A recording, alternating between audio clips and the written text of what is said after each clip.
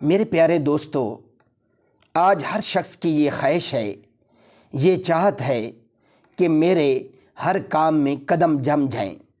جو بھی میں کام شروع کروں، چاہے وہ مرد ہے یا عورت ہے، اس کی ایک ہی چاہت ہے کہ میرے قدم جم جائیں۔ قدم جمنے سے مراد یہ ہے کہ میں اس کام میں کامیاب ہو جاؤں۔ تو اب یہ کیسے ممکن ہے؟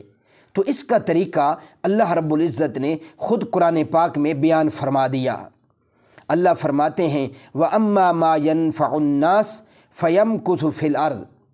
آپ مخلوق خدا لوگوں کو نفع دینے والے بن جائیں، میں اللہ زمین کے اندر تمہارے قدم جما دوں گا۔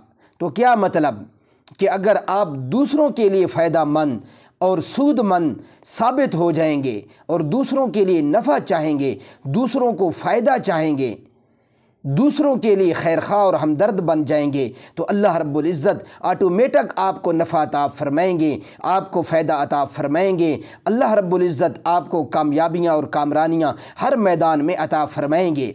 لیکن اگر ہم دوسروں کا تو نقصان سوچیں اور اپنے لیے نفع چاہیں تو ایسا ممکن نہیں ہے۔